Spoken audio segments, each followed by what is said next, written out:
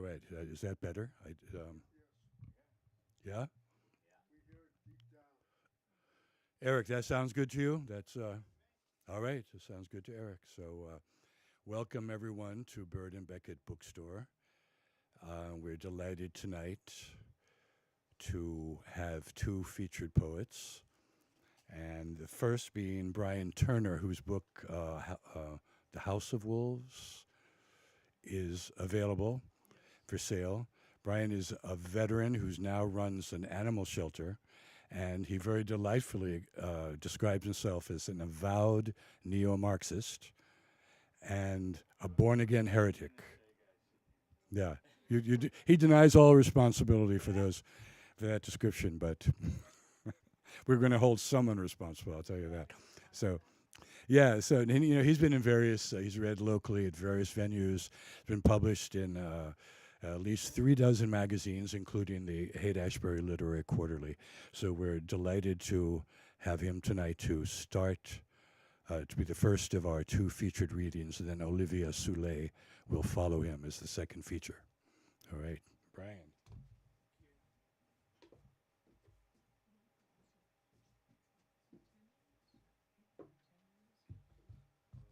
No, in terms of time, you could go, 20 minutes each, whatever, 15. I can go all night. We don't want to encourage those who can go all night. Oh, all right. Damn. Okay. Here.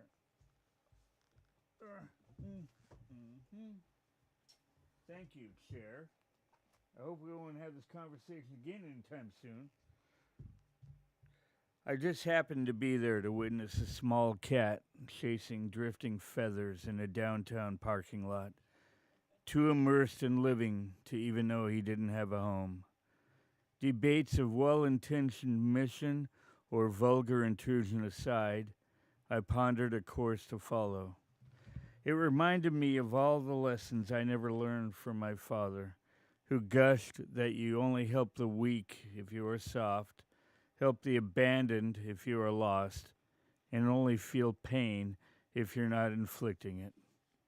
His parish was a growling scimitar of rabid dogs, chasing the brightness away from every living corner. Great black-winged birds flooded his stillborn sky, all set on a canvas of simmering rage, its sullen, closed-mouthed colors forever on the prowl for carefree joy.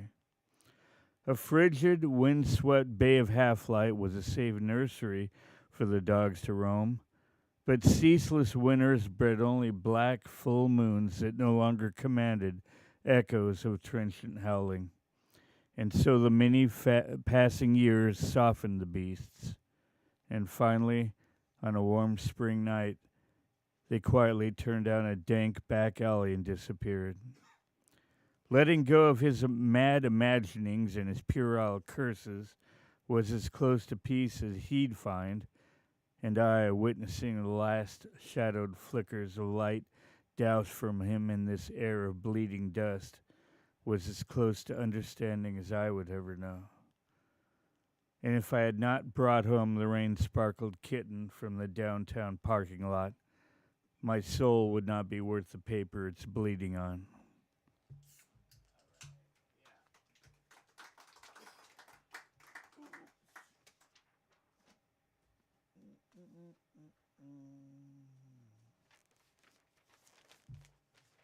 Oh, I remember this one.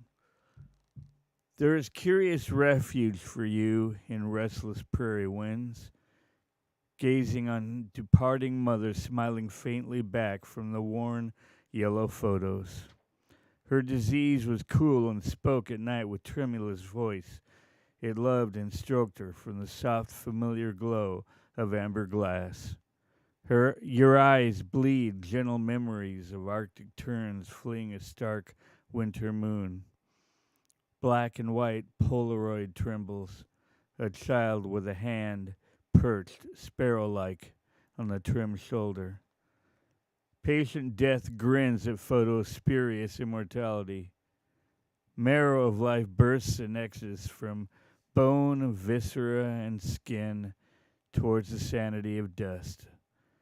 Solemn earth reclaims the gifts offered at birth. Relent at last. Let the smiling plague angels ascend your night of dream, closing hard doors on the wilting half measures of the soft hands' fading blush.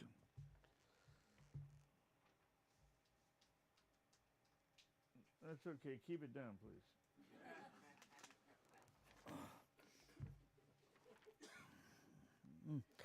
There are ghost ships burning across a dull-eyed sky with blood and satisfaction. Flaming timbers burst, and the charred memories tumble carelessly through the dimming half-light of our heart's once bountiful landscape. Once treasured moments are now relic islands, separated by sullen latitudes and quietly receding under gray blanket tides. Your gravity releases me.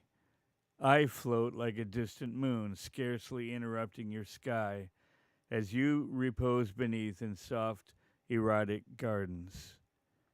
My beast is caged once more, now mute and sessile, only the eyes still ravenous.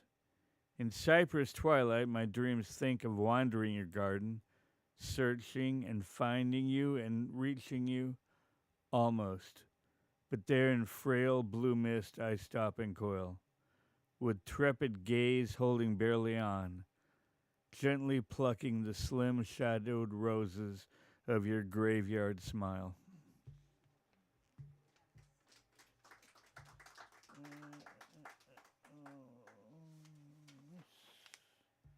Yeah, this one I wrote when Bush was president. I thought that was as stupid as it could get. No, please stop. There's a certain half-remembered place somewhere. It can be found, they say, in the tombs of a half-buried temple, nestled in the soft, shadowed crevice of a supple neckline. But that's not where you're headed. In a half-forgotten place, a jagged tooth entry is looming, spattered lightly in blood, the remnants of a cold aural dissonance lapping at your feet in a gentle tide. What dogma trail did you follow to finally lose the sun and find only hearts too timorous to even beat aloud? A legion of stolid citizens who never smelled a battlefield, yet are eager to ship their neighbors' sons and daughters off to bleed someplace they couldn't find on a map because, stupid, war is good for business. You may know these meritorious souls. They're called America. And what fallow vines bear fruit for me? They've left me behind or mock me in their slavering death masks. It's okay, that's the least of my problems. I must qualify at least, to the post-mortem revisionists, the vivisection necessary to achieve my moral equanimity. To that I am sentenced, still trying to collect debts from the long-forgotten marrow of dead men.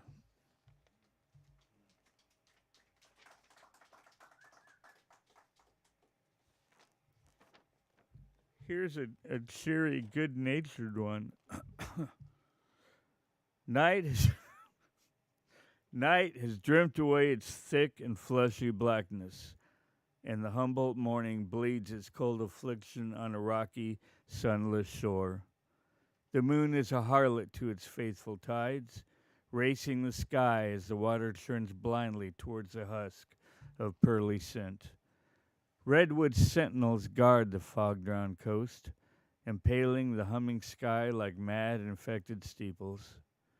Hidden aloft, spotted owls glow coolly with the gift of fatal vision. The succulent fever of life burns slowly in this cathedral. The woods are dank and redolent, simmering in the lungs to the edge of bursting. But part the tall canopy, and you'll see the cancer. Malignant roadways winding to the heart of the marrow with the low rumble of men. We wander the cool loam drunken in your shadows, straining for your sigh, but lamenting mostly that our deaths come dull and lingering like a tepid mist. But your death, my friend, is a prideful beast, with a face of headlights, steely teeth, and the thickened breath of diesel. Trees are silent martyrs of a secret council, breeding slender faith motionless against the gathering whispers of storm. So guard the coast in your dwindling hours with your back pressed against the sea. I will think of you often in the barrenness, the fleeting touch of your eager skin, your cool, moist breath, and how you made love with the fog through the window until, at last, you became the dark and fleshy night.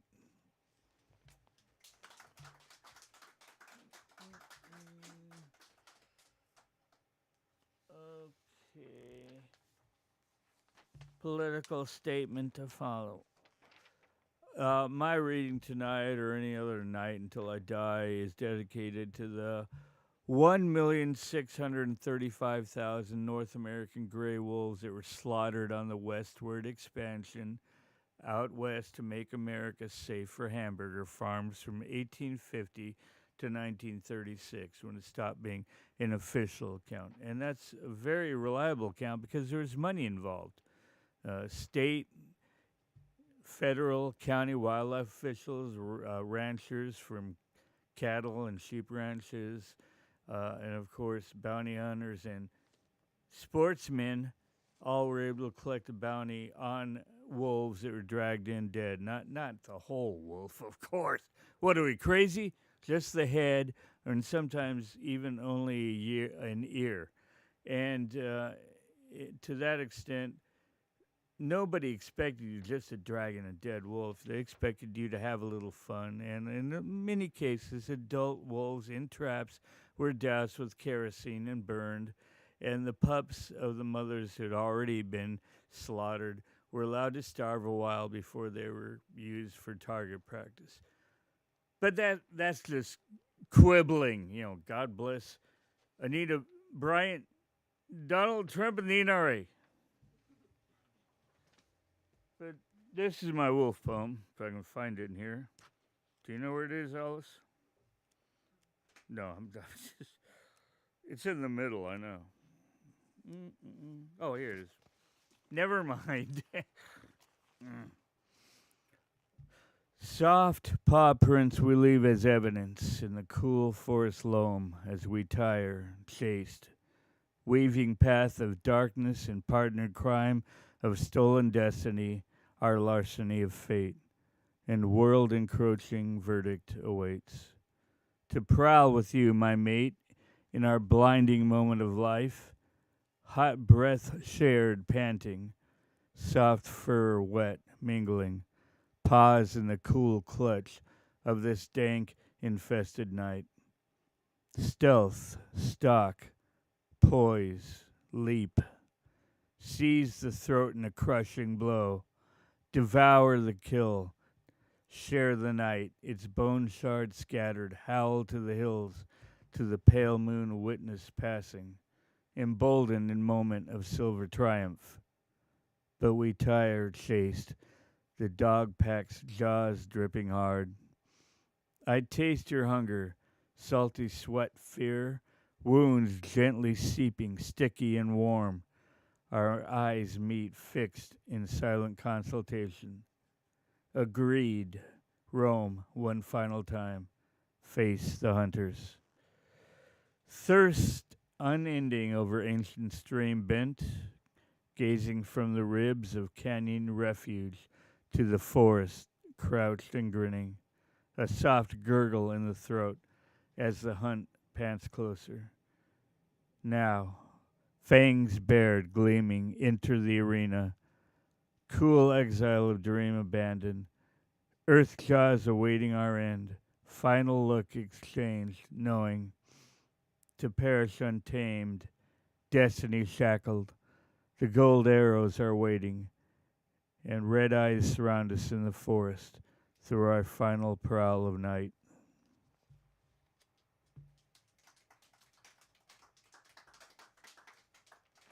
And This is my wolf back in Nevada. Her name is Nikita.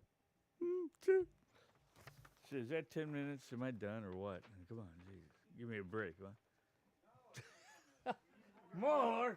Gee, good God. You people are insatiable. All right, here. Luckily, I brought other crap. In morning mist, you breach our invisible door with softly predatory guile. Scan the landscape of your dominion, the perpetual winter of a gray forgotten field. Through a warped glass, your stoic plastic Jesus stares densely at the mourning doves wilting on the wire. Summer has long misplaced our broken, halting steps, but I miss the moment of awkward dance, the deft turn of gaze, your politely enfranchised eyes simmering with mordant song. But your vision is without touch. Now, twilight receding, giving away at last a fleeting, resolute smile. A bit like that time you fell into slumber and disappeared behind the shadow of my purgatory sky. Her faded blossom eyes too eagerly discarded their song. And what of her dreams? Nothing left but the bones and feathers.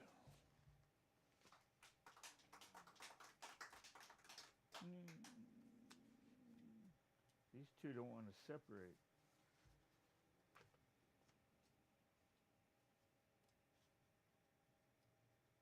Okay, I'll move on to another one then. The hell with you.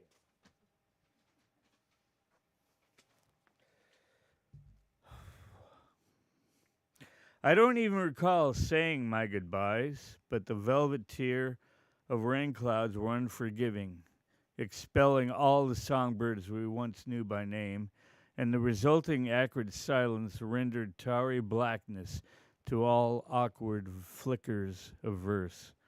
There is, it seems, rarely a stark, wild urgency for love, merely a tamed and neutered yearning to not die in its absence. Our sacred vows, much like everyone's, were meant only to convince ourselves, then crudely etched in wax beneath an equatorial sun. But in emotive pestilence, a stockyard of sad memories wait fitfully for their conquest of birth, sourly gestating with our forlorn. Can we give it one last try? So were the silent songs of distant caverns what we miss more than those actually given voice? And where were the tormented starlings when we needed them most? Awash in mare's blood, blindly encircling indifferent rakish moons. Many a night I dreamed, or cursed full-throatedly, a roguish midnight luxuriating in the drunken wallow of a blurry, infirm loathing of love and self. And somewhere in that vexed, fragrant evening I ventured into throbbing sleep, convinced some silken future would still awaken me, only to stiffly emerge in gray tawdry sheets, poleaxed on the encasement of an amber past. And the past just ain't what they promised it would be. So great aspirations seem always to succumb to venal lust. But finally, it seems, I can lay claim to that grand failure that has always eluded me. I can no longer court the bloodless seas of wayward skies, drowning beneath the smoldering gulls. These are merely the sickly, gray roots spawning in our sodden, idiot perdition. Dear God, I miss her quiet, tragic comforts.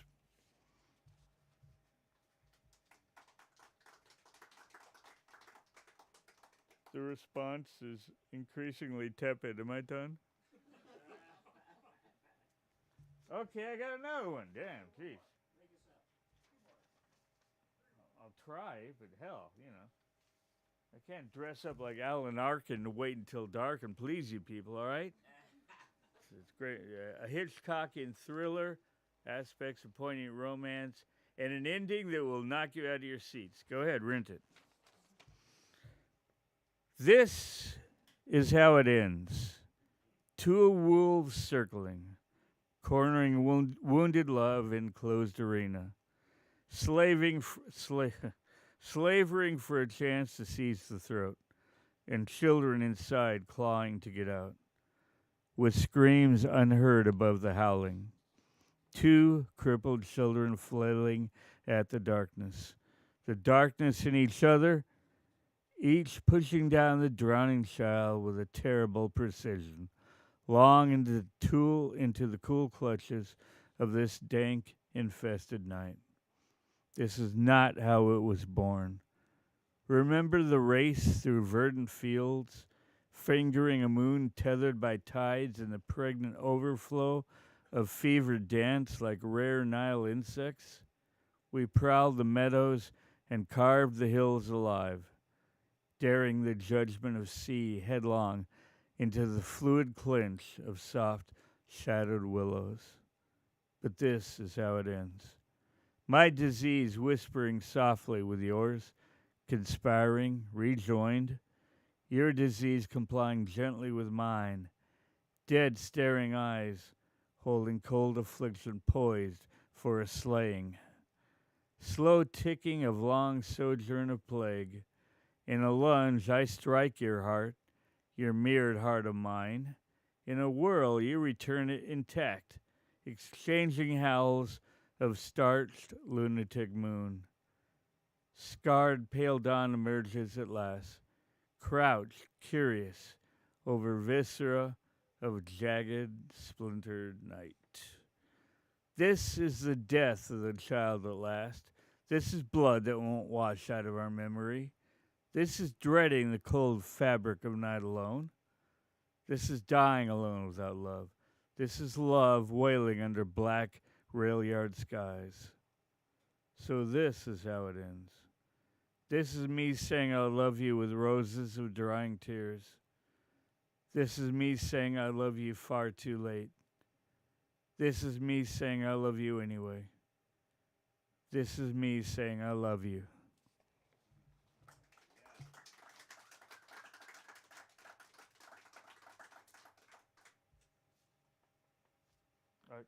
I don't know. Should I? All right. This is a quick one anyway. I forget now. Jesus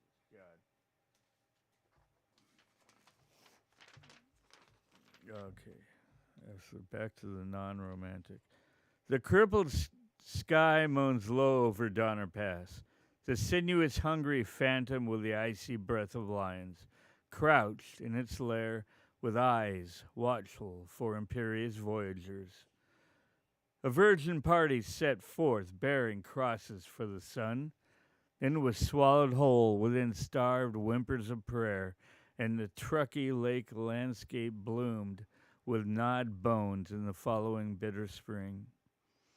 The mountains hold their ghosts dearly, with a loving clinch stretching prone and silent across the gray, motionless tapestry. Even summer here bears gleaming teeth, languid and waiting among the firs until nightfall, panting low with a nervous growl. Aspens soon warn of the coming hunger with a sudden yellow scream, withering to a sullen red on the cusp of season's twilight. Winter dreams deeply without color, throwing its icy blanket on the restless, heaving granite, straining skyward. The past considers its prey with a cunning silence, blinking slyly with a clear morning, poised, stalking. Then the whispering snow tucks you slowly in with a tender madness, the soft, gentle, cannibal snow.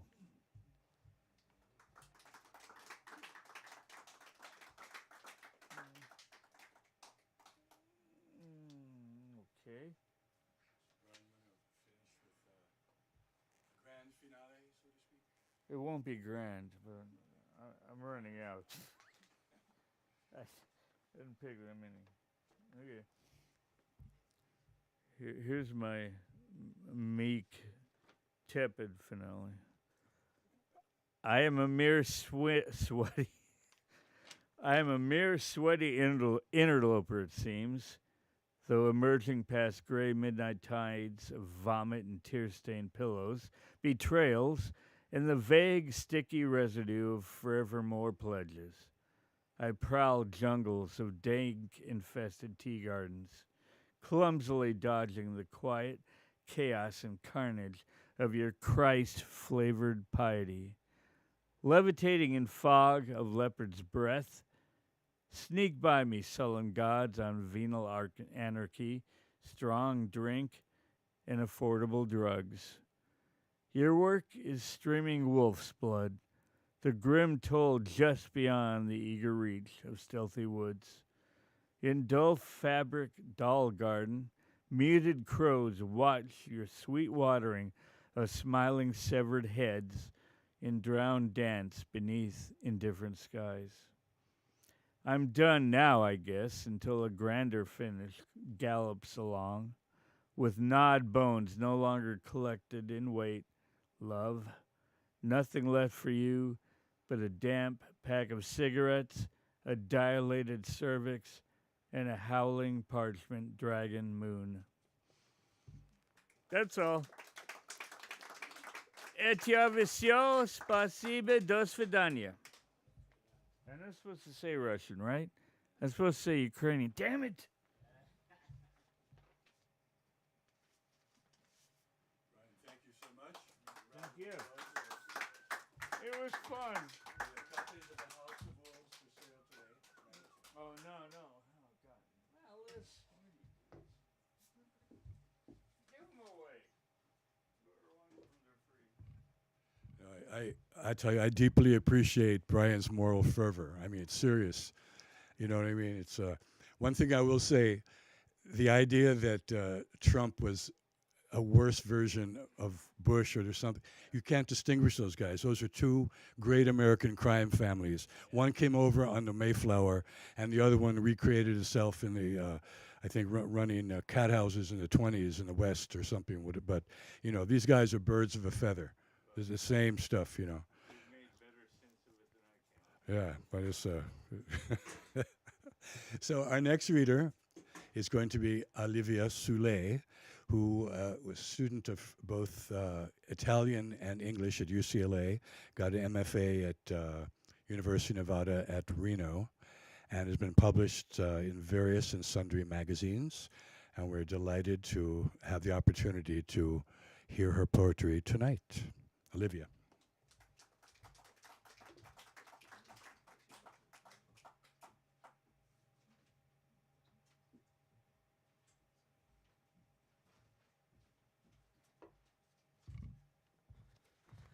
Hi, everyone. Thanks, Brian, for that great reading, and thanks, Alice Rogoff, for inviting me here. My last name is pronounced Soule or Soule, just FYI. It's not French. A lot of people make that mistake, so it's okay. I forgive you. Okay, can everyone hear me okay? All right. The usual weekend routine. 8 sets of 15, 3 sets of 15, 10 sets of 15. Avoid the mirrors by the rowing machine. Walk past the girl, taking pictures of her ass in the bathroom mirror. Maybe she is all of us. Weight loss advertisements on the TV, or a recipe for a smoothie. Drink it in like the leftover milk in a bowl full of Cheerios. Hold on tight to the bars, like you're hanging off of a cliff, like you hang on every day to going through the motions, one sweat drop closer, one drop closer. Circleville, Ohio, has irrigation systems like religious symbols. 10 pointed stars within metal circles fit the field and hydrate the kernels. My great-great-aunt Christine used to make her home here. Grandma Jane remembers her story. I imagine her impatience at a breakfast fire slow to kindle in 1896. When the kerosene Christine poured caught fire and exploded. Both she and her son Vincent burned, along with his new shoes. It was the first day of school and all. The small town we passed through to get to the family farm has red, white, and blue buntings. Corn stalks form a yellow tassel floor a few feet up in the air. The soybeans are leafy and undulating, and when the wind blows, they look like a lake. New stoicism. Remote winds chap my nose tip in this wooded forest. New stoicism, a recipe for sweet numbness. The wind on this mountain chills my brain, whispers over the ridges and basins of my emptiness. A symbolic chill. You said your distance was not because you did not feel for me. You said I seemed in touch with myself, sexually. I can compartmentalize too, you see. The wind lodges in my temple, visions of boulders unfurl. Over time, every rock will no longer remind me of you. I looked up a picture of your brother online, eyes transparent like mine. Since his funeral, which I wasn't invited to, I've gone blind smiling. But it took becoming blind to see my true self. If you called me, though, I'd come, climb your icy hall, try to avoid your glacier. Glutton for oxygen. I'm a glutton for the sound of my Subaru and drive as I'm headed to the liquor store for another bottle of wine. I'm a glutton for the smell of that $20+ bottle bought with dead daddy's anesthesiology money, sickly sweet when you pop the cork, like his breath at one Italian joint or another. After the liver transplant, when he asked if I wanted to share a bottle, I told him I wouldn't watch him ruin another liver. And he got so offended that he opened up a newspaper at the dinner table. My mother told me not to hassle him about it anymore. Afterward, how I guilted myself for that comment, but he came down with widespread abdominal cancer a few months later, so it didn't even matter. I probably should have said something nicer. The cork over on the kitchen counter, I share this bottle with myself. It's like feeling nothing after 5, but kind of rotten at the same time, like when you have to see someone die. I'll spare you the less glamorous side. It's a thrill, like taking that corner a little too fast in my Subaru, or running that stop sign, but it doesn't hurt any less just because it's a passive suicide. There comes a time when you have to kill off your savagest day, or hold your breath forever. Mother SCOBY. And I'd like to comment that when I say mother, I'm referring to the culture used to brew kombucha, which is called symbiotic culture of bacterial yeast, or SCOBY for short. See me afterwards if you'd like to chat more about brewing kombucha. Okay, Mother SCOBY.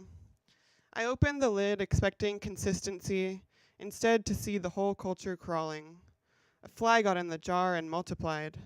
Maggots, we would burn to ashes to avoid being infested. I threw my mother kombucha culture in the trash and took the bag to the can outside the house so the trash men would come and take her away. If we can't see decomposition, it's not there. Like maggots, we are all miners, digging in and mixing and seeing what surfaces. When my father's eyes turned to the side, a professionally detached man came within the hour to take his body away for cremation in a few days, and I did not have a father anymore.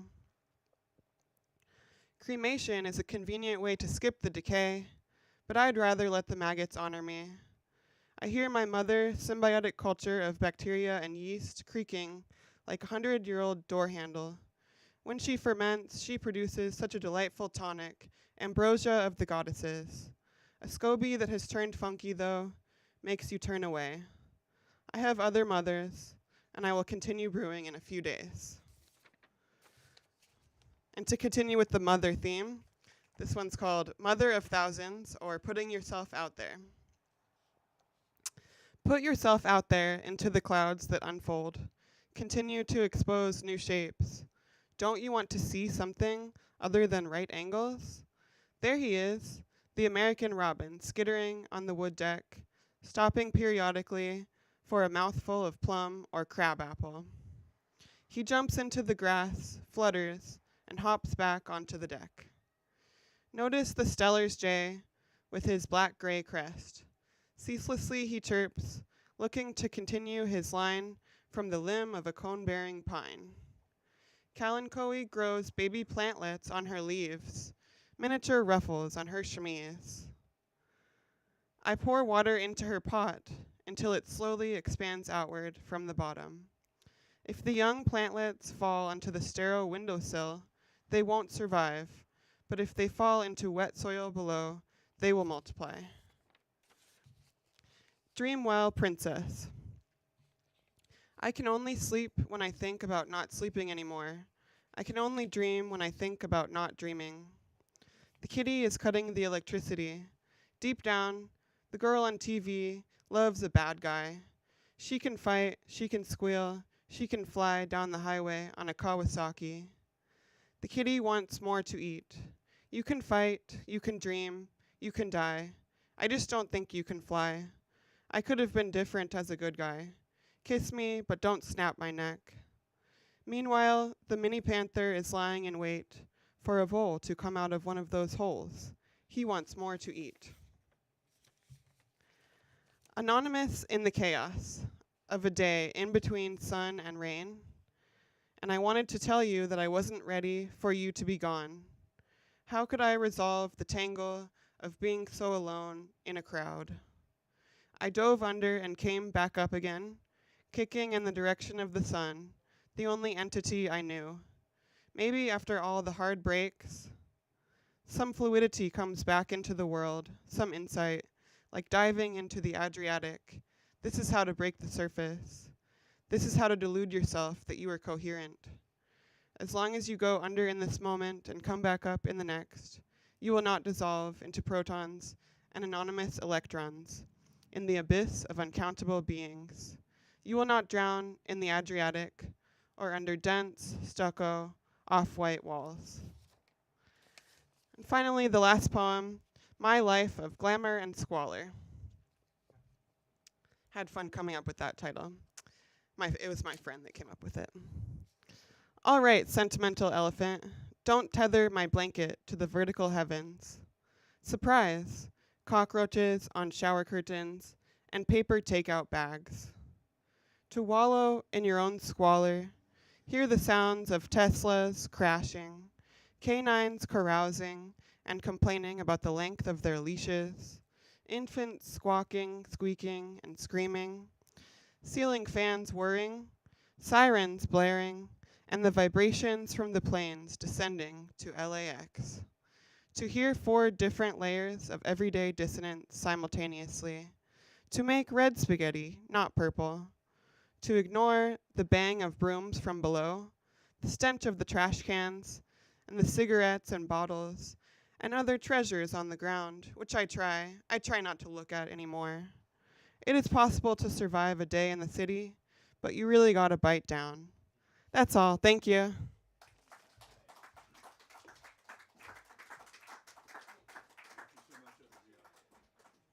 Olivia Soule. All right. You're forgiven, don't worry. Yeah, so I guess we'll take, 5 or 10?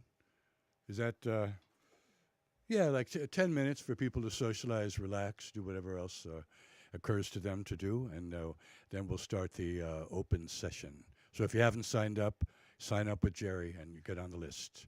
All right, thanks.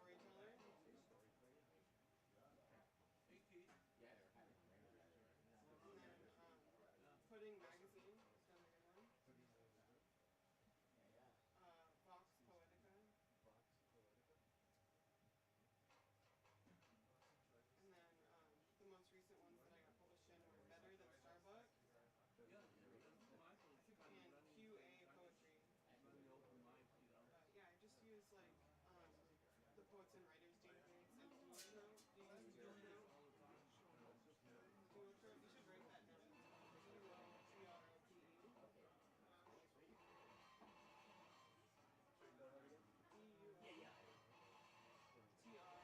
Trope.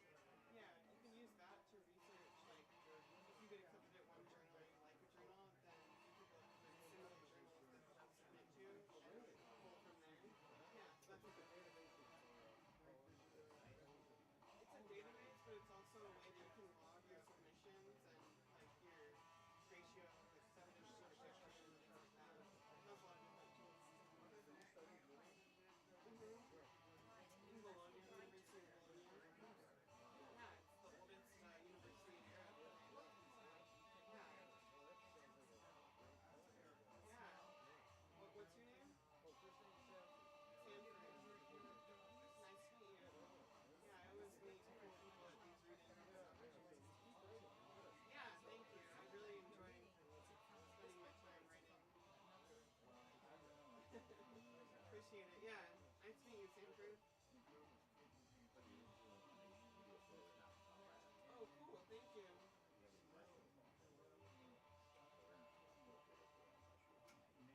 Cool. Just like independent mushroom poems? Gotcha. Okay. Cool. Your name's Art? Yeah. Cool. Nice to meet you, Art. Thank you. No, is it good? It's a really interesting. It has a time lapse photography. It's a movie, or? Yeah, it's on Netflix. I'll take note of it. Yeah.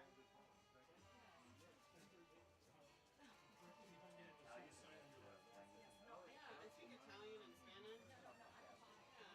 How about you? Do you speak any other languages? Yeah, I studied Latin and Greek. Yeah. You know the bioregion? No,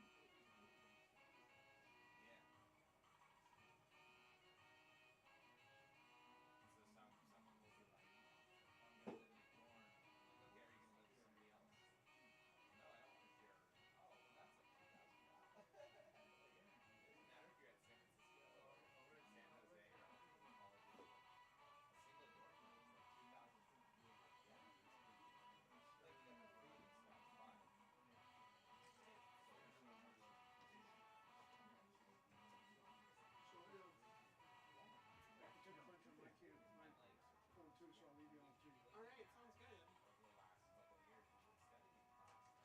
over the last couple of years, we've been steadily progressing with that. But she does 20 now. It's another fun.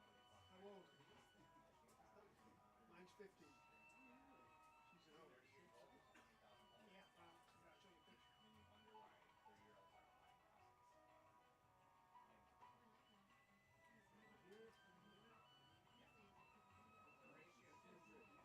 ratio is 3.5. Reagan, I want to introduce you to Brian. Brian's a dog lover. She's elder. Believe it or not, they she's elder. She's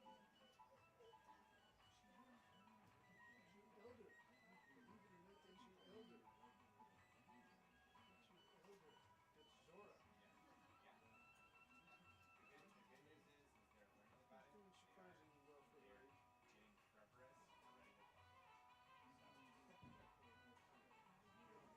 Feed her right. It's not how is it if she doctors kids who go to college? That's what it is. She said she was survived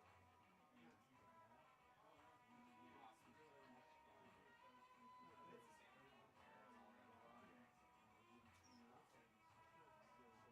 Every time we talk and we're like, In the words of Switzerland, France, Yeah, I hear that. My dog has cancer.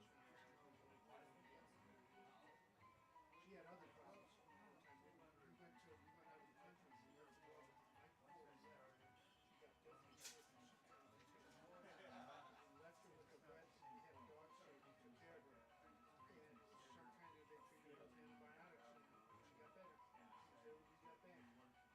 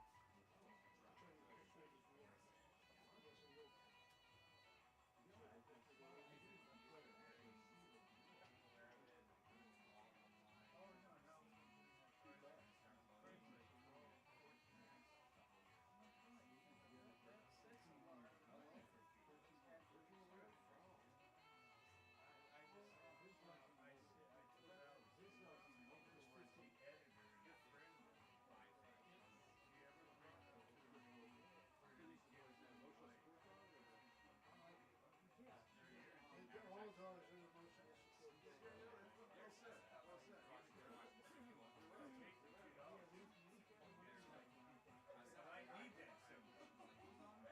Hey, I'm not saying no.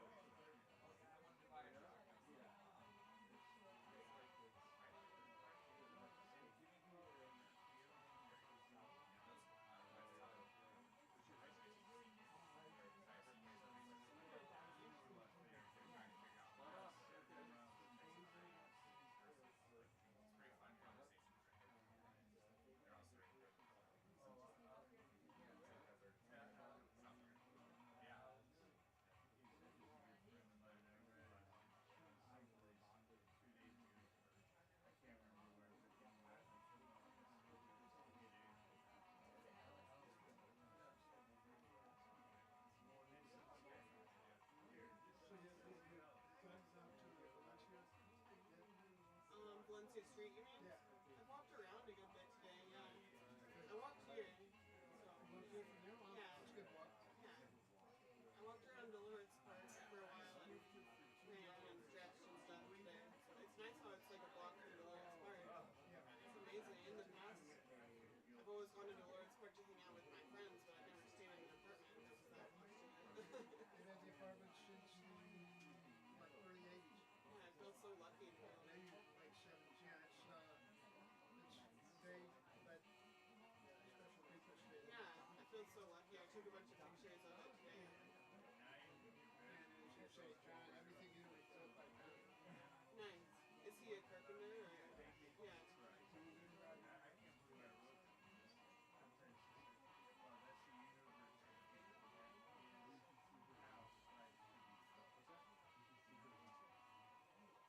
They say that they live stream these things. Is that the kind of thing you can go back and watch it, or can you only watch it? Yeah, my mom said she watched it, so it's online right now. Yeah, Really? yeah. So you don't need pictures, you got it. But I'm just wondering, I think live stream is the kind of thing that you can only see it live, or can you go back and? Ryan, 13 years old. Really? And watch them again? 13. I'd like to see it, but I feel kind of weird about watching myself read, you know? Yeah. Oh, okay, I see. To get like a different expression. Yeah, I do have fourth or fifth. Yeah. Sweet. Yeah, I was telling my friend I'd like to switch it up and have like one more light one and then one more heavy one and kind of vary it like that. It's a very, I feel very comfortable crowd. Very inviting. Like, yeah, people present a lot of different things. That was actually from real life because a Tesla crashed outside my apartment the other day. Oh, really? I helped with this open mic on Zoom online, and then I helped with another open mic in San Francisco. Yeah, I like this one it's fun. partially because it's just so small. I got together with my friend Eric who has Like I his said, PhD everybody, from UCLA. The older they get, the mellower My they get. teacher there. And now The we're older they best get, the friends. mellower they get. He went over my manuscript with me a couple times and gave me some really helpful tips. It made my manuscript Stay a lot away better. from you there. Like the older we get, the more cantankerous we get, but you know, evil's on its mind. Yeah, you got something good. All right, folks, we're about to start the open session, which Jerry Ferraz is going to run. I'm going to start out to remind people 3 to 4 minutes. We have more than a dozen people reading, so 3 to 4 minutes would be great. And of course, you can cram a lot of poetry into three to 4 minutes if you play your cards right. Like Olivia hardly stopped from one poem to the next. No time for applause. So I'll read a couple of short things. This is entitled "The Fiddle on Fire." I was born wearing a shabby shirt, but God, the gorgeous trousers. I wore a battered fedora too, grateful it wasn't a helmet or crown. But I'm not a reliable witness. I can't spit as far as my shoe. My hunger cracked the crystal sea, but the shards are sirens of nothingness. My left eye can hardly see. Do you prefer a ballpoint pen or a gorgeous feather dipped in ink and blood? I had to ask. I want you to be happy.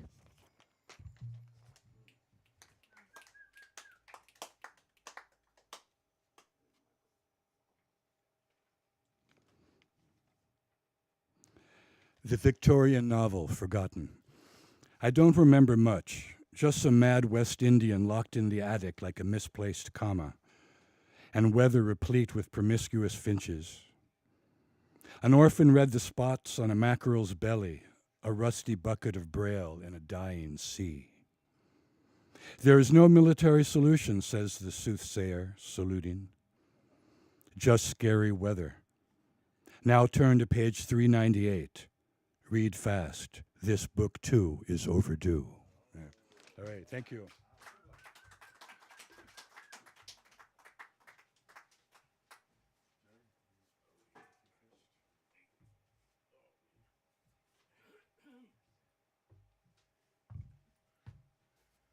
You know, I grew up here in San Francisco. I'm from, and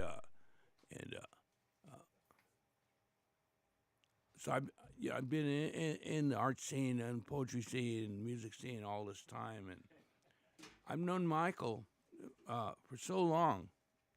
He's one of the poets I've known the longest, Is that how I say that?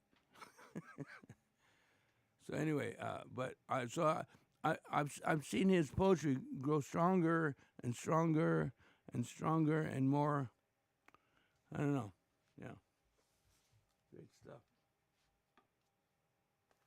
So I'm going to read a couple poems. I think.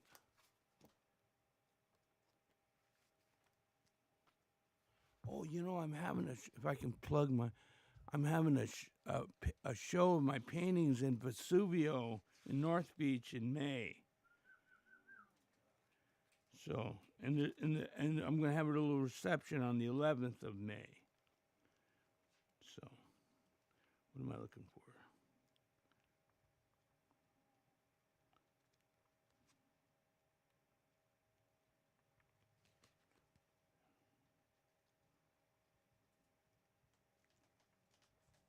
Wrong book.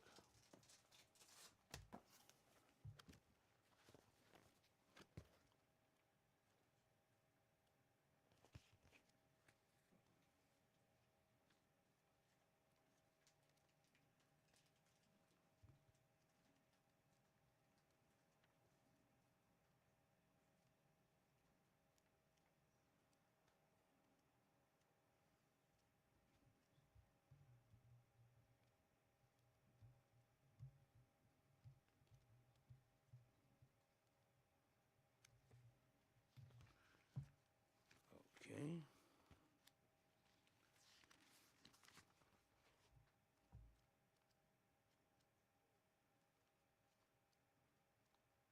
Sorry. Got to find the poem to read it.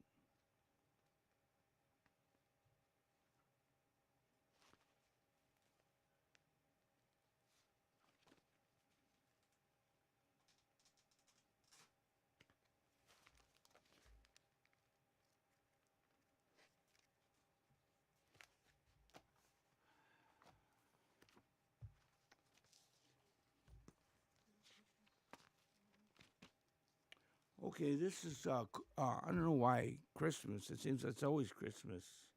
Somehow I'm always singing Christmas carols, in my head all year.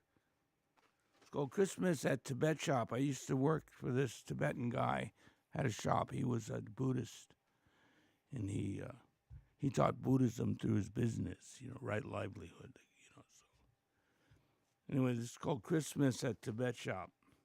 I roar back at the winter sun, riding his brilliant cloud, his shining lion throne. Home for the holidays to work security for Tibet Shop, located in the Castro, where I grew up in the 50s and 60s. Now a gay mecca of small shops and hangout bars and pickup bars. Carolers come in their gay apparel with the ho-ho hum of emptiness. Pins my ear to the ground.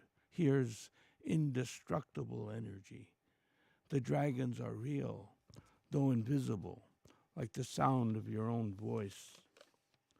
Early European explorers in the Himalayas report seeing wild, long-haired men running naked in the snow. Bond practice of tumo warms the blood and bones, loosens you all up inside, heart radiating peace. And on top of that, here's a guy walking his cat outside the shop on a leash. Such calm, such confidence, such class. The cat, I mean. Friends drop in, looking for something different. We offer animals and flowers made of felt, handcrafted by refugee monks in Nepal. But no time to chat, to catch the Dharma thief, the shoplifter's art. Takes concentration and an extra set of Buddha's eyes, immediately ringing my precious teacher's bell, knowing my mantra well. Christmas at the Tibet Shop.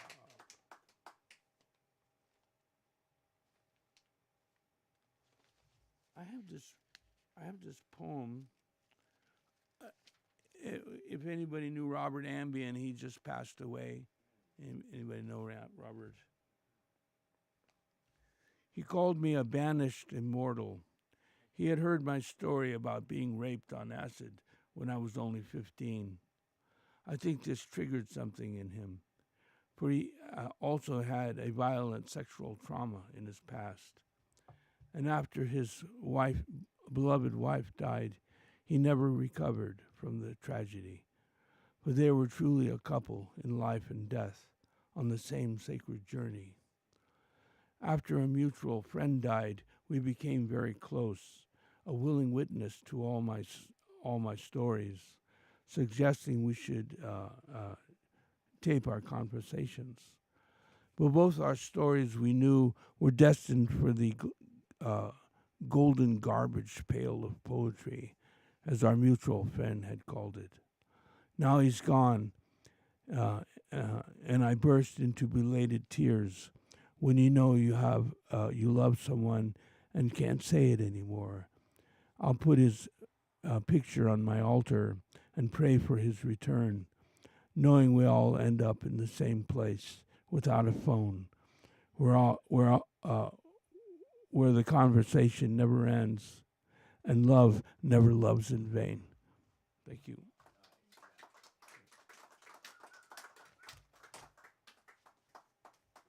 So I've got the list here, and Sanford is up first. Okay, welcome, Sanford.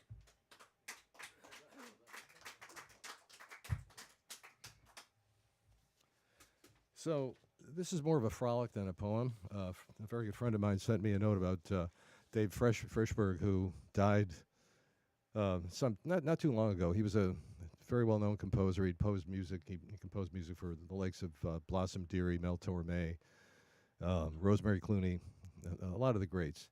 And so when my friend sent me the notice, he sent me a sort of made-up version of one of Frishberg's better poems, or better tunes, better well-known tunes. It's called "I'm Hip," and he wrote me, his version of "I'm Hip" with his own words instead of Frishberg's. So I pushed one back to him, and this is almost a dare. So it's the first time for me doing something quite like this. So here goes. It's a song, sort of a song style. I'm hip.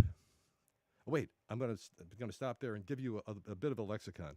Hip meaning wise or sophisticated. This is hep language, hepcat language, or hip language, right? Hepcat is a person who's cool. Gabriels are horns, trumpets, saxophones. A fin is a $5 bill. A chick is a girl. A barbecue is a girlfriend or a beauty. Black and tan is a woman who is dark-skinned. Square is, of course, probably an unhep person. To get fried means to have one's hair straightened, as some people were wont to do many years ago. Lily whites are bed sheets. To cop something means to take it. Guzzlin' foam means drinking beer. Cutting the rugs means to dance. To signify means to brag or to boast. Threads are clothing. A wren is a chick or a woman. Again, this is all hepcat language. This isn't coming from me. I want you to know that. Queen's vines are girlfriend's clothes. Skins are drums. I happen to be a drummer, so I threw a lot of that in here. Neat, whiskey alone. I have to get back to my beats, beats are drums. To be whipped up is to be exhausted. A sky piece is a hat. Heidi Ho is a part of a song that Cab Calloway sang, and there's a reference to Cab in here. Cab Calloway, a famous jazz performer. Okay, so here we go. Let's see. I'm hip. I'm in. I buy books from philosophy bins. Wittgenstein, Gertrude Stein. I hit home runs for the win. Hep cat, I'm cool. Nobody's fool. Hear the heartbeat of my drums, that's me. Rhythm free, unrestrained to a T. Gabriel's all following me. My tunes, out of sight. I swing through the night, always broke. Loving sin, slip me a fin for my chick. who's not afraid to be bold. She's a real barbecue, a real Hummer, I'm told, black and tan. I'm her man. She's no square. She never gets fried. Love standing by her side. We go out, dress on the town, and up on our lily whites. Not square, I'm aware. I don't follow the crowd, cop lots of free stuff. For me, that's enough. 'Cause I'm hip and I'm hot in the groove. That's how I move. Sorry. That's how I move, not old-fashioned or stale. Full out, that's how I roll. Guzzling foam for the road, I got soul. Cut the rugs, Latin groove is my thing, backbeat strong. Horns wail hard, spent last night in jail. Not trying to signify, but I'm higher than sky. Don't need weed, just a good read. Take it slow, in the know. Taken off with a 5/4 solo. I'm the man, I'm too much. Wear easy threads, I dig wrens. I dig my queen's vines. What's your story? That's mine. Keep stepping or I'll lose time. Got my skins. Single roll. 4/4 break, then I'm off. Eat on the cheap. Drink whiskey neat. I have to get back to my beats. It's been nice. Had no sleep. I'm all whipped up and worn out. Signing out. Ever yours. This cat's hip. I'm hip. I'm swinging now. Bach and Duke are the best. They pass the heartbeat test. Got to go. My sky piece waits. My black and tan just sashayed in the door. Heidi, Heidi ho. Gotta go. Cab waits at the club. Scoo-da-doo. Doo-be-doo-doo-wah-doo. That's it.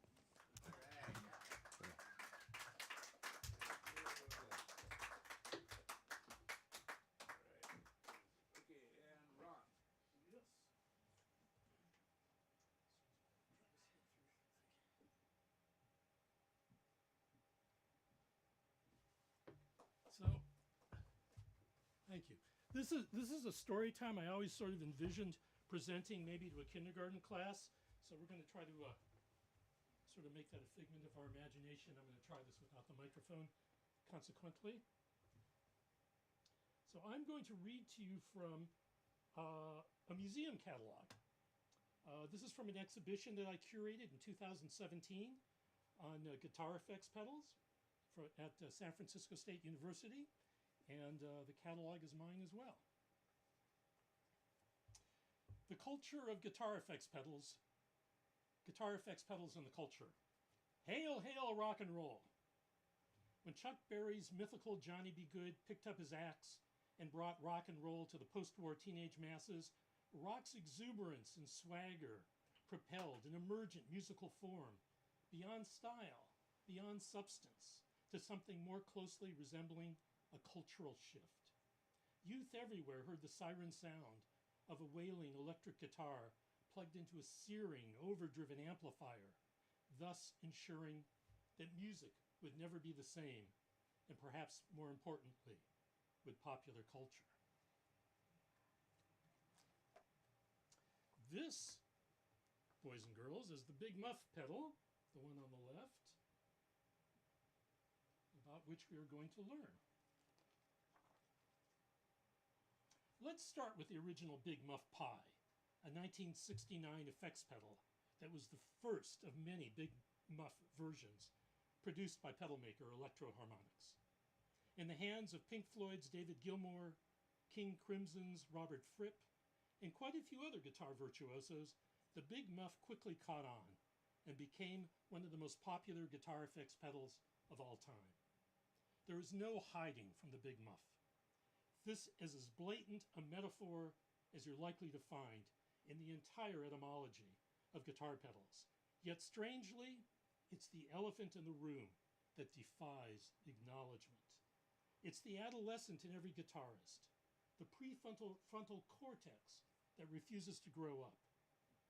Big Muff Pi contains not one, but two different euphemisms for female genitalia, and is a play on fuzz as a colorful graphic metaphor for the pubic territories.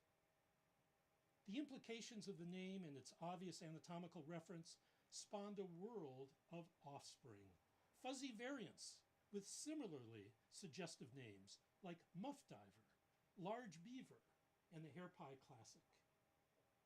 What do we make of all this? Men might be tempted to muffle 50 years of adolescent self-indulgence, or women to vent about the indignities of objectification. But perhaps, if we engage in a bit of semiotic deconstruction, we can achieve a more sympathetic relationship to the sexual reference presented by the Big Muff and its descendants. So, what possible origin myths might this reveal? We'll listen to one. Rock music's debt to the blues is deep and seminal, and it reveals a profound connection between American popular and African American music traditions. Life is lived openly and without shame in the blues, and sexual innuendo and colorful sexual euphemisms are pervasive storytelling devices.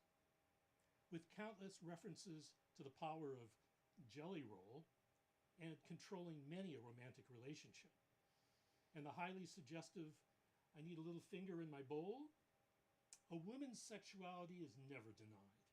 Does this perhaps pave the way for names like the Big Muff, the Cream Puff, and the Dirty Beaver as being no more inappropriate in the world of rock than the raucous off-color euphemisms wailing from the blues juke joints that preceded them?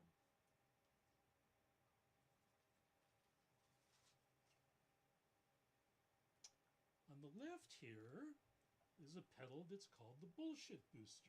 It's on my index fingers here. For most builders, it would be enough to add a 20 dB signal boost, jolting the amp from its slumber and taunting it into frenzied overdrive. But London's Tate Effects has something else up its sleeve, requiring we put on our high waders for a trek through the muck of contemporary American politics. Just when you thought it could get no deeper, the device boosts the BS, rubbing our noses in the stench of the bully pulpit, while delivering just a boost a guitarist needs to cut through the crap. Tate Effects hits its stride with the Brexit means Brexit maximum distortion pedal, with controls for racism and recession. But why dip into someone else's fear and loathing when foul waters are rising so much closer to home?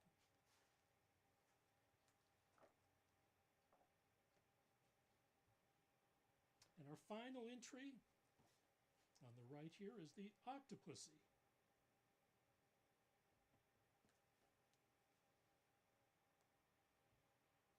Octopussy buzzes inside my brain like the perfect blended cocktail. A Vesper, in fact, potent and poetic, making me feel like James Bond leading a garage band, smooth and stylish, yet raw and raunchy. Like a bikini-clad biker chick riding a surfboard on a sonic shockwave of sensuality, notes swirl in the air while strangers dance together at a beach party. Atomic sea monsters rise from the surf, 8 notes above the sea, making raw, gurgling, discordant, yet mesmerizing noises that permeate the atmosphere and cloud our consciousness like a thick marine mist. At first, the bestial cacophony is intimidating, menacing. Are they here to mangle or mingle? To hate or mate? But then the hypnotic effects of the reverberating riffs trigger deep and resonant chords within the darkest chambers of our primitive souls. And I'm captivated, my mind a fuzzy purple haze. That was guest written by Will the Thrill Viharo, a B-movie maven and pulp fiction writer. Yeah. Thank you. Okay, thank you. And Alice.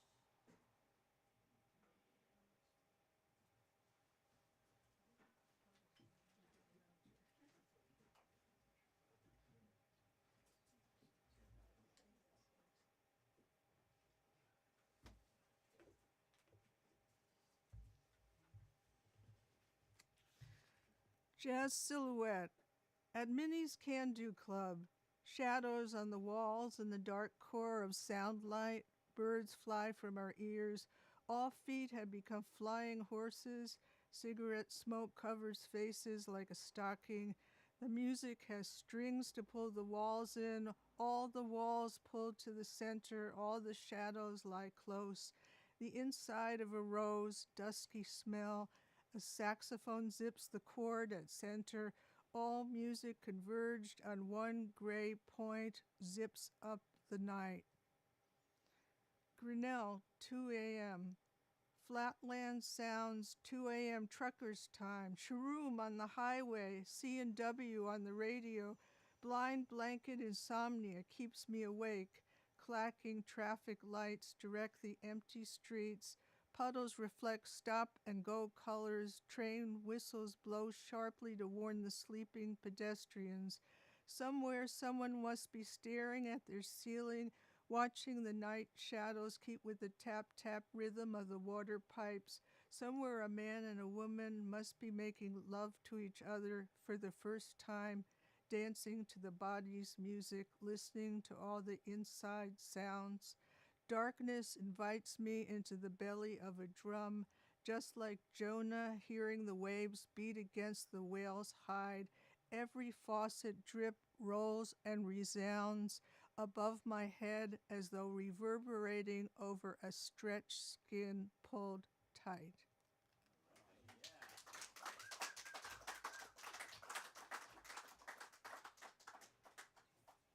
Yeah, Minnie's. You know what? Years later, I saw her on the bus. She was working, shipping out as, on these liners, working there. That was great times. That's where I met a lot of poets. You, Michael, a lot of people. Yeah, Ruth Weiss, yeah. Okay, so, Brett.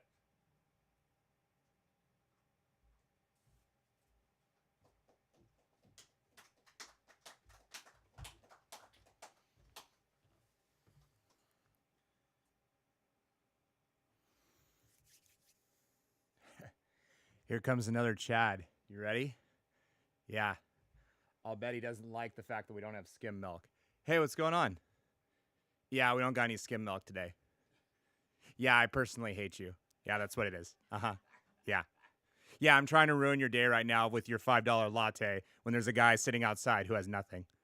Yeah. Yeah, how's your Tesla? Oh, is it really good? Nice. Cool. All right, get your shit and get out. All right, fuck you too. Cool. Hey, here comes another Karen. You ready for this? Oh, how's your little dog? Okay. How's those big glasses? Nice. What do you need? Nah, we ain't got no oat milk. We haven't had it for a month. I know you've been coming here for 20 years, but things have changed. You want me to go run and get some right now? This is your America? Cool. Adios.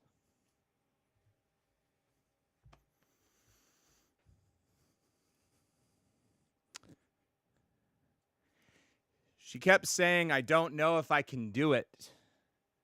I have many obstacles in my way. See, I'm 17, and neither of my parents went to college, and they don't speak English so well, so I'm not sure if I can make it at the next level. And I looked her dead in the eye, and I said, it does not matter. You are going as far as you want to. Take the steps forward and read the books. You have to put in the hours, the blood, sweat, and tears in the paper. You might have to work twice as fast, but you are twice as beautiful for having two as many time tongues. I will help you write that recommendation. I will make sure that you know that there is a path forward because this is your dream, not a nightmare. When you fight these demons, there may be many, but this path is going forward. You ready? Let's go.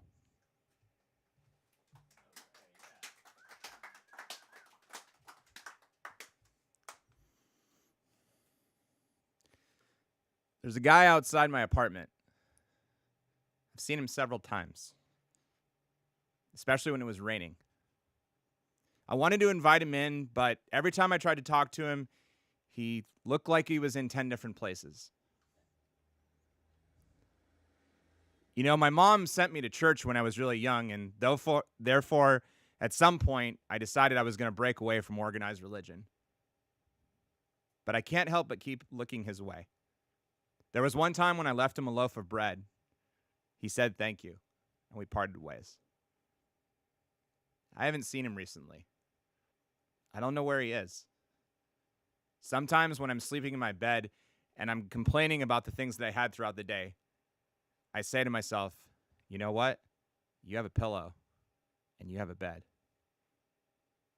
I don't know where he's gone, but if energy transfers throughout the universe, I'm going to send him whatever I can and hope that he sleeps well tonight. We're going to do one more? Yeah, okay. I'm timing it. When I go after the what instead of the why, I found solutions for the demons who would not shut up, the ones who echoed in the back of your skull that told you the past was right here. 5-year-old you has gone nowhere. You can't sleep tonight. Nah, you know what? The why of the demons of my past shall stay unknown. But the what I shall break down brick by brick. And when that wall is gone, and when I am standing there with a single tree in the middle of the desert, I shall not fear the quietude, because I am growing, even if it's one damn step at a time. Thank you very much.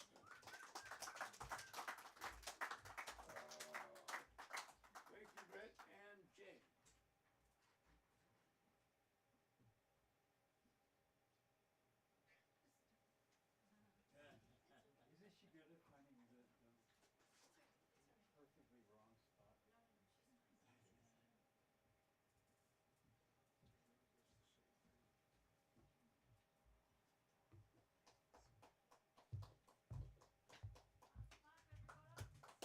Got up to the stage, yes. These poems are from a book I put together some years ago. The Deer Hunters. They hunt deer from a place called the farm, which my uncle, the owner, called the poor farm. My cousin called the deer hunting a family tradition. I only knew it from the complaints of my mother, who described my aunt as working too hard, feeding everyone, the terrible weather, and so on. They hunt deer in a remote town in central Wisconsin. Only my cousin lives there now. If anyone bought this house, it would have to be torn down. But I loved it when I was a kid. Old and white-framed, near a pond, with a barn full of, even then, antique tractors and tools. They grew Christmas trees to make money, but my uncle gambled at the Indian casino to the point where my cousin hid the deed to the house. She was afraid he would sign it away. They seemed like happy people, not like us, working in their restaurant at the intersection of two highways, Radiss's restaurant, where they closed for the day. When they closed for the day, we'd go in and make milkshakes and play the jukebox. I thought they had all this fun all the time, but my cousin told me she remembered it was so great when we came up there, finding this out when we were both about 60. The deer hunting was an extension of it, and I missed it, not eager for a family get-together, which could be a nightmare. I'd like to go up one more time and see the house before it's sold, before it's one more dream I've missed. The deer hunting becomes the deer in the headlights, and I'm struck by the loneliness of this figure in the night. Thank you. Things I would show my relatives if they ever came to visit me. First, I would take them to see my friend Susan in her Telegraph Hill apartment with a view of the entire bay, and her psychiatrist husband. My friend Judy, living in a pre-earthquake building on Bush Street, So San Francisco, with a posted warning in the lobby not to let strangers in, as 2 of the residents have stalkers. They could see my office, now on a floor with a window. And they could meet my coworkers, who all like me. We could have drinks at the Fairmont, where they know me, as I live right down the street. And after all this, they would realize I'm normal after all. That's a joke. And my last poem, Sitting in the Dark. I sit in the darkness and wait to see how much of it I can see and if I can make out the colors in it. 3 pictures loom square clouds above the bed. The lamp sparkles in the darkness, and darkness can just barely see the light. Thank you.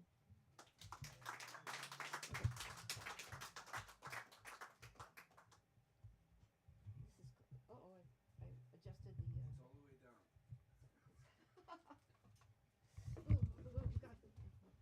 Guess what? I'm afraid to... sorry, it's okay. Look out. It's okay, folks.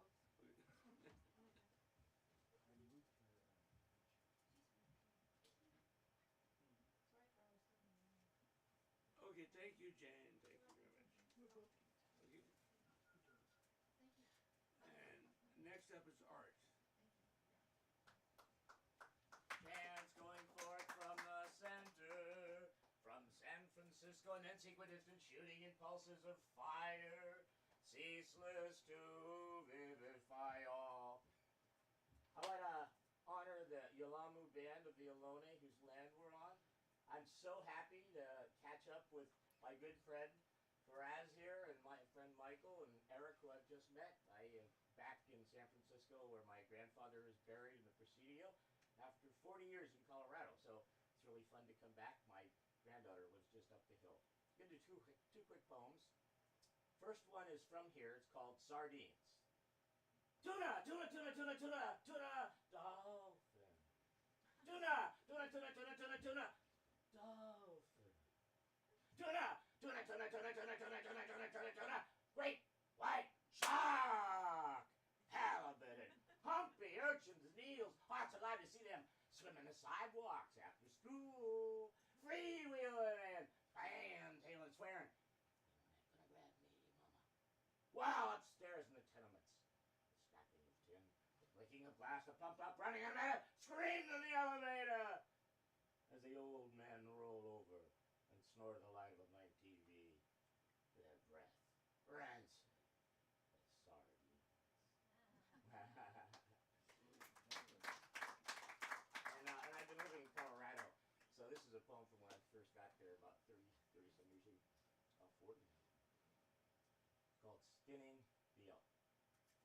There's a whole lot of life in these animals. George nods almost like a prayer as I hold the hoof blade steady for the knife.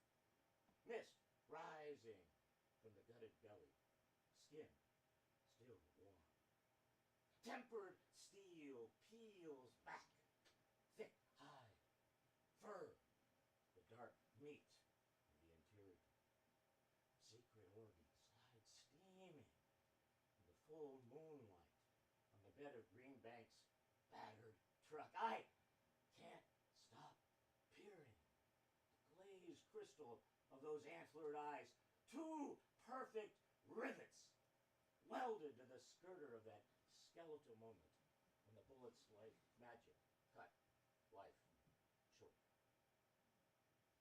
Later, after the carcass is hung in a cottonwood tree, I go inside to wash my hands, but the blood won't come off. And there's no mistake. I am marked for life. I wear the elk's tattoo, as its meat becomes my meat, and its blood stains my blood. Spirit leaping from shape to shape. Spirit leaping from shape to shape. Okay, and Jason.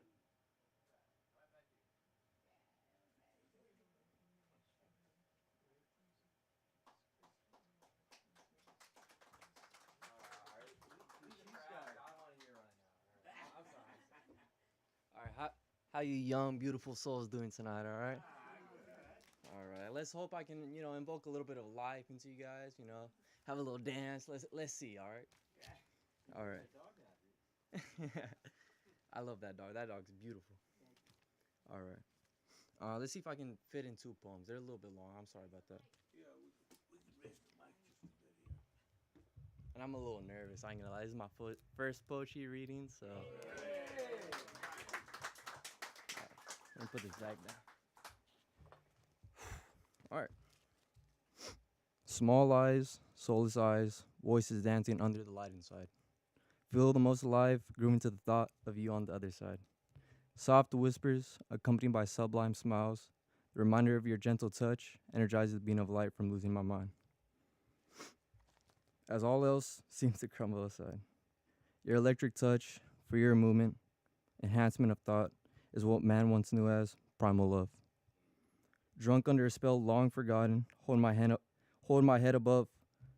above the murky creek, as I pave and light the way in where you once stumbled and I once crumbled. Sit back, open up, take a sip out of the mystical cup. Realize your fate, the clock shan't wait for you to hold up. Memento mori, just you wait and see. Live now and rejoice for eternity. Memento mori, wrapped up in my sheets, why don't you stay here for eternity? All right, let's see if I can fit this other. This one's a little bit long, I'm sorry. All right.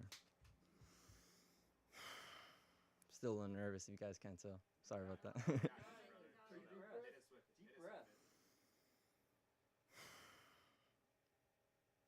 Show me more than you can tell. Let your body do the motion, whilst mine matches the groove under the moonlight. As the stars reflect the rhythm of our hearts, our souls will dance till the sun dies. Distant memories feel like shattered realities. Blank rooms, no eyes, feels like home but never been here before. Popcorn tasting treats ignites the cauldron hidden behind these layers of meat. Let the fire burn as the smoke of love entraps us all.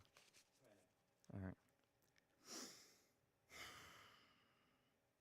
Sing thy inner repressions and watch as you flow past the dawn and past the rise, feeling free at last of the worries one had once thought. As God looks over, pleased that his reflection is slowly coming together to understand one is all and all is one. Yet no matter how lovey-dovey true love may be taught, the reality is that every relationship built slams another splint into the already beating heart. Say nothing as you hold me tight with tears running down your face, snot in your nose, reminding me of the days alone and afraid. Fear not any longer, your clownish knight has escaped from the circus. Annoyed from the chatter of those stuck inside his mesmerizing gaze, he's found his way back with merely a few scars and a shitload to say. You called me, and I knew, not by hearsay, nor by text or the spider's knot, but by sense, a thing I had once knew from the start and slowly forgot. To only be brought back to where I had first learned it all in all, in the hands of a brat who thought she could take the world with one hand on her chest and the other calling to God. In the hands of a oh yeah, I'm sorry.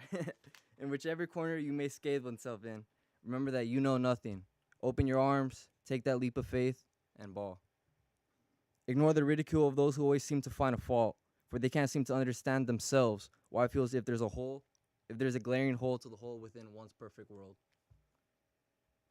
Blankets of weeps, warming the hearts of men from the deep, expose that evil intent to its mighty ear, and rejoice in admiration as the fog settles, the bird sings, and the cries morph into laughter. God's a child, making mistakes and being spat on by sinners, day by day, losing himself more and more, just as me, you, and the rest of the quiet souls sitting attentively in the room. He is you, as you are I, live but forgive, stop, think, and just do.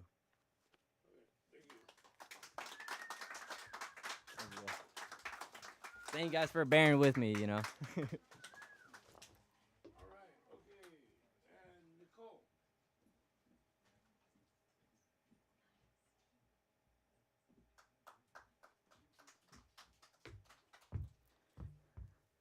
Hey.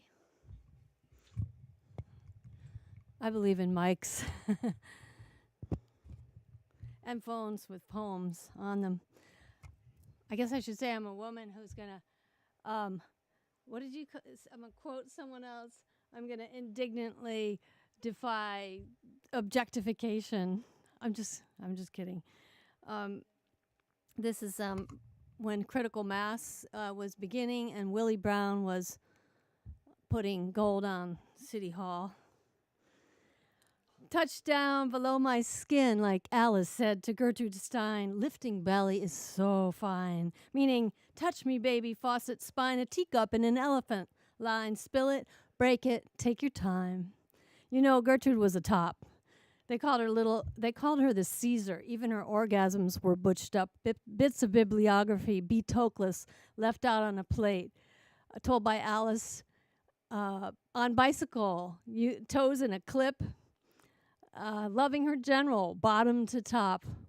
When she asked me, after a critical mass arrest, 200 bicyclists busted by Willie Brown at a bar, what are you?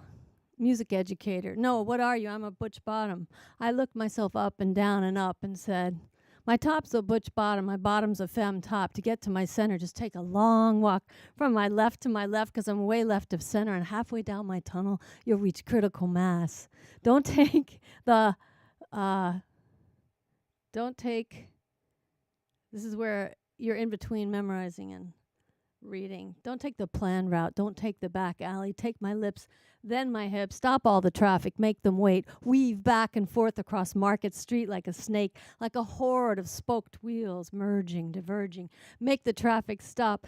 Make the traffic stop until the streets are paved with the quiet whirring of spokes and the clean, heavy breathing of uphill air.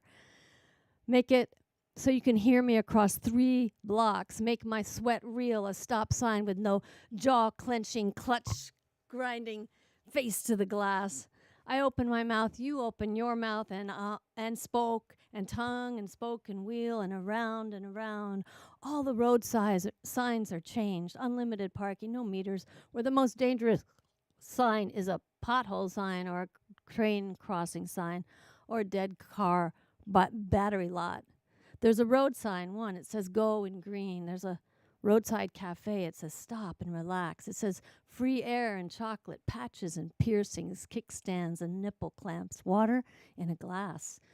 You can hear manual bike bells. You can hear the birds. Tick-a-tick-a-tick-a-tick-a-tick. You can hear the sound of Mayor Willie Brown puffing uphill on rollerblades with his entourage of guys on tricycles and scooters. I open my mouth and spoke and tongue and around and bottom and down. And a rose is a rose and a mass is a mass. By any other name, call it critical mass, call it spoke, call it wheel, spoken word, spoken ass. I dedicate this to the critical mass. Thank you.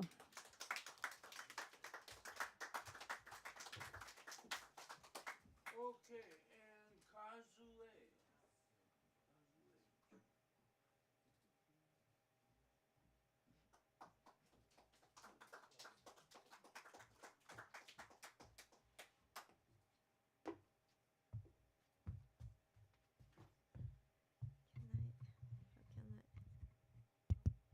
You want down? Yeah, a little bit. Thank you.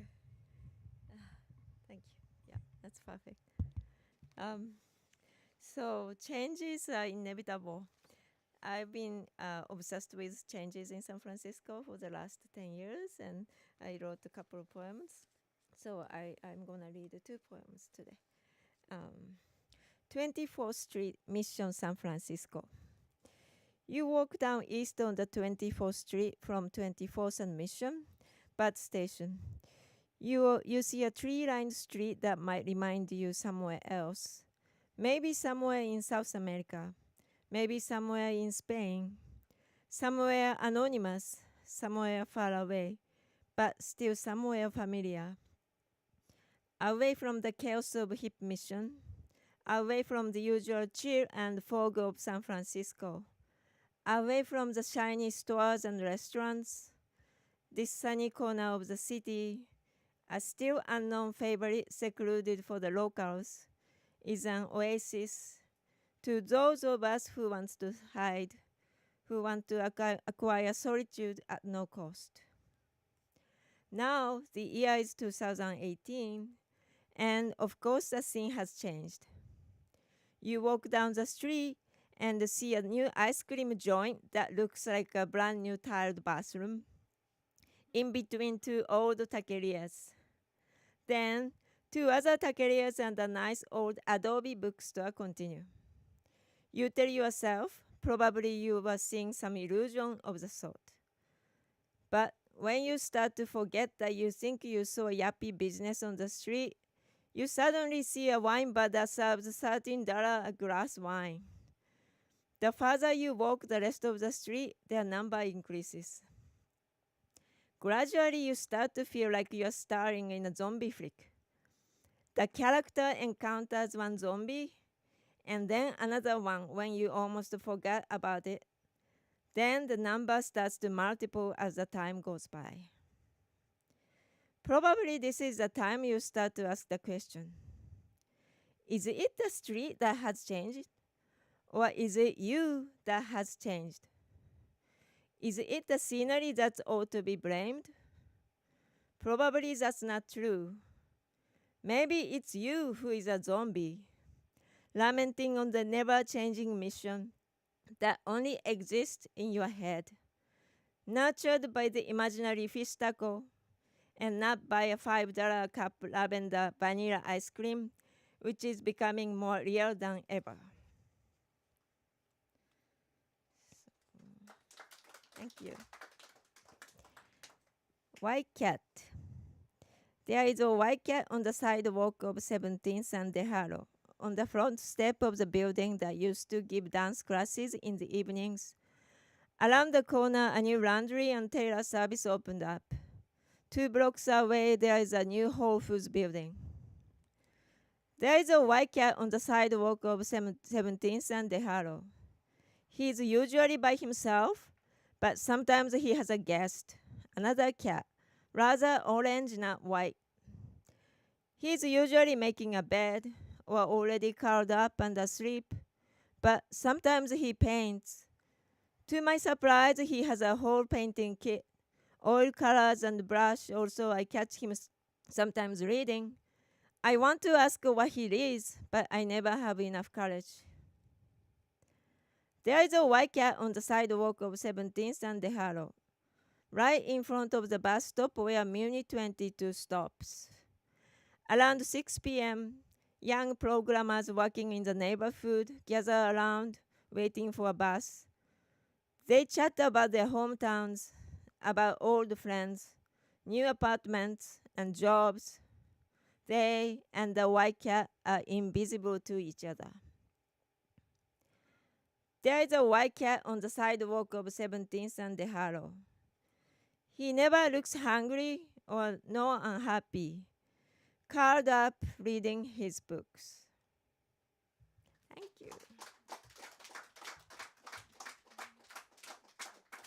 Thank you so much. Okay, David. David, where are you? Yes, okay.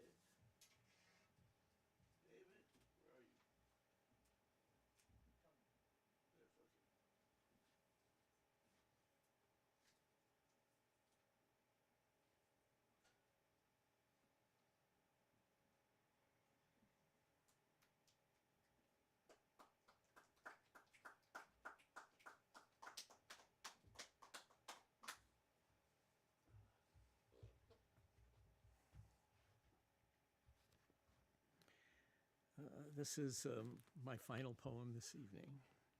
It's called Misericordia. Most mornings she begins work before the sun. By the time sky lightens enough to be sure of a day's return, she's earned a cup of coffee, a quiet moment to look out the window at the thin breeze shaking awake leaves on the orange tree and the roses in the yard. Her eyes turn to a postcard her brother sent from their ancestral homeland, Ilha Terceira, Azores, Portugal, of an historic church painted blue and white with a curious name, La Igreja da Misericordia.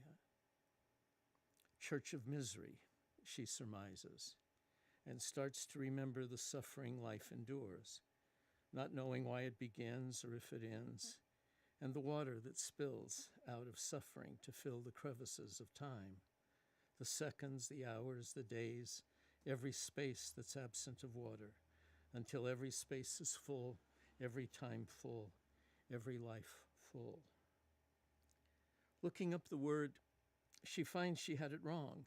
Misericordia, Latin for mercy, God's forgiveness of his creatures' offenses. That's heaven's mercy. But what of earth's mercy? His creatures' forgiveness of God's offenses. The morning light reveals one world, only one. Not that more was expected nor more needed. Everything is here at this hour, at all hours. Mercy's complicated charity, spinning equal favors over earth on parts that smile, on parts that don't smile, and parts that cannot smile. The woman here stands for every person. She finds evidence in sunlight and flowers, the perfume of coffee, to suspect mercy. Obviously, she can't be sure, no one can, such the limits of human capacities. Yet she gives herself to the proof of senses and finds assurance in what the world offers, even the miseries, even the mercies. Thank you.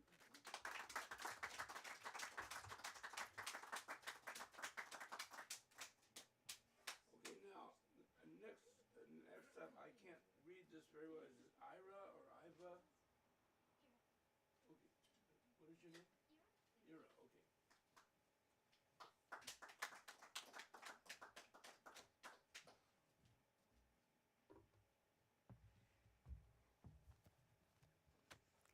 This is called Ode to the Microplastics in My Body. You made a home in me, in my gut, in my spleen, in my blood. And now that you've crossed my blood-brain barrier, there are no walls between us. Does that mean you're part of me now? Am I a part of you? If you live forever, will I? Will I live forever in you? I guess I was a plastic fork in a past life. In a past life, I was in a woman's mouth. In this life, I was in a woman's mouth. In a past life, I was used once and thrown aside, meandered my way through a world of waste until I emerged in 1,000 pieces, coasting through the rivers and through the streams, into the ocean, into her mouth, and then into mine. What a wonderful life I've lived. What a journey I've traveled. And I still have 300 years to go.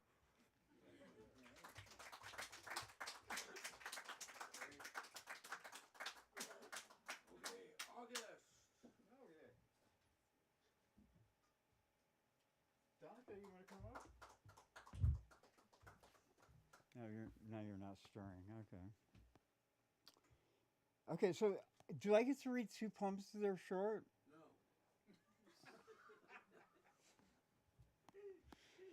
Okay, because it's the only time I have had the opportunity to read 2 poems. So, let's see. Okay.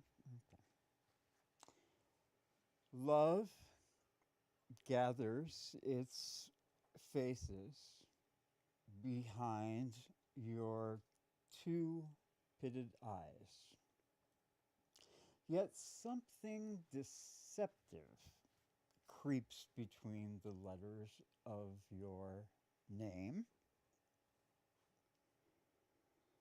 breaks out its seed with the tongue's practiced lilt when I pronounce over and over like a startled drum its dull syllables. I lift words screaming out to you, a sunstroke of words screaming as you break off your light from me. I beg you, with screaming words, to challenge me with new skin, your name on my tongue, your vain presence. Challenge me under a common sun burning on a bench that today just the way it is, somehow carries me toward the body of my death, toward new words that will not heal, with entire vocabularies that feed me at the very root of my dying with patient water. Oh, yeah, I got a clip on that one. All right. Ooh, that's good. Starting out good. Okay. I'm going to try this one because I read this once and there were like 2 people here. So I'm going to try this again. Just to see. In the Rain, the hitchhiker is a radioactive isotope glowing on the side of the road, sticking out like his own sore thumb. My last chance to make it to Nebraska was a head being devoured by the hood of a piss green 1974 Chevrolet Nova on the shoulder of Interstate 80. And like I said, it was my last chance. Chance doesn't last. You have to run to meet him before he starts the engine. But when you catch him, for once, it seems like the whole world is on your side. And he says, "Get in, son. Only going so far as Omaha." At the 7-Eleven, Chance gave me $2 for Cokes, and I got to keep the change. Chance kept trying to play with my leg when he had nothing to say. Let his fingers become tarantulas crawling across the cracked nylon that divided us. Chance was as desperate as I for a new world. His hand on my thigh was all I had left in America. Chance kept driving, never once taking his eyes off the road, lest it veer suddenly, sharply to the right, drop off the end of the world, or swerve back into Iowa. I kept looking for a way out, for some passing mythology buried in the blurred wheat fields that might save me from Chance, might save me from Iowa, might save me from the end of the world. "Ain't got enough gas to take you no farther," was the voice of an old religion. I closed the car door, and I took my place at the edge of the highway. Chance left me, but I never stopped looking for his face in windshields of possibilities. Okay, thank you. Thank you.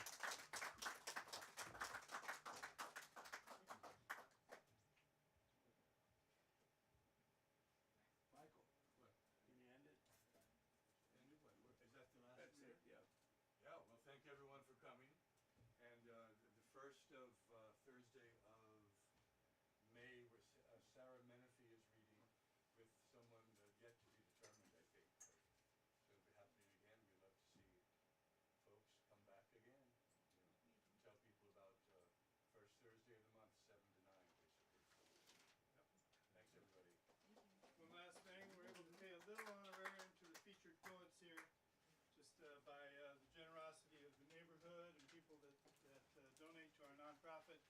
but it's not a lot of